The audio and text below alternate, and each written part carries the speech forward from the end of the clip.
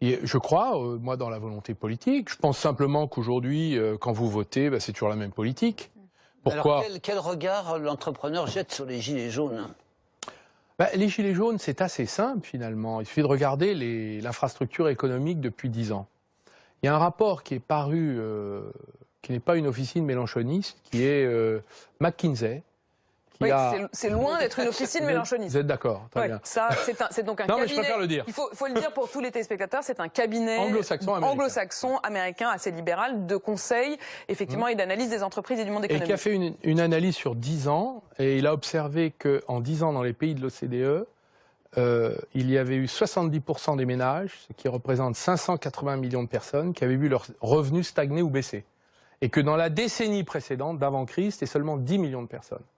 Donc vous avez aujourd'hui l'appauvrissement des classes moyennes partout, qui a été finalement décidé, en Europe particulièrement. Décidé, vous voulez dire que sciemment, à un moment, on s'est dit c'est les classes moyennes qui vont trinquer? C'est-à-dire que ce n'est pas le système financier qui a payé le prix de la crise, c'est les classes moyennes. Ça s'appelle l'austérité budgétaire. Alors en France, elle n'a pas pris la même forme qu'en Italie, en Espagne, en Grèce, où là on a baissé les salaires, les pensions, les prestations sociales. Parfois on les faisait disparaître. Ça s'est manifesté par l'austérité fiscale. C'était le matraquage fiscal. Le ras-le-bol, d'où le ras-le-bol fiscal. Ça a été dit par d'autres que moi. Donc Et cette politique-là, que ce soit M. Sarkozy, M. Hollande, M. Macron, c'est toujours la même. Donc les gens votent, ils espèrent, et à chaque fois, on revient à la même politique. Voilà. Pourquoi?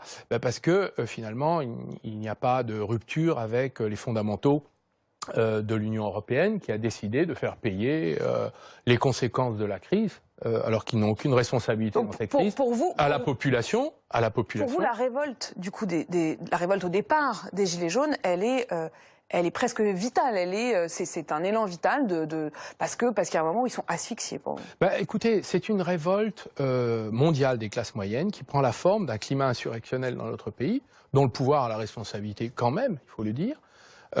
Moi, j'observe que les Gilets jaunes, en un mois, ont obtenu plus que la CGT, la CFDT, Force ouvrière réunies en 20 ans de manifestation et en 5 ans de gauche au pouvoir. Je rappelle que dans mon discours que j'ai fait à Frangy-en-Bresse, qui a conduit à ce que je quitte... discours qu'on retiendra comme la cuvée du redressement. Non, mais oubliez la cuvée. Et écoutez un peu le discours. D'ailleurs, la cuvée était utilisée pour qu'on ne parle pas du discours. Le discours, c'est un discours qui demandait une inflexion de la politique économique à François Hollande, en demandant que 15 milliards, au lieu d'aller aux entreprises, aillent aux ménages. Je note que, et d'ailleurs, dans toute l'Europe, il y a eu des fractures dans tous les gouvernements européens. Ce que vous voulez dire, c'est que finalement Macron l'a fait, mais il l'a fait sous la pression des Gilets jaunes en lâchant 10 milliards. C'est les Gilets jaunes qui l'ont arraché, Et d'ailleurs, c'est bien le sujet.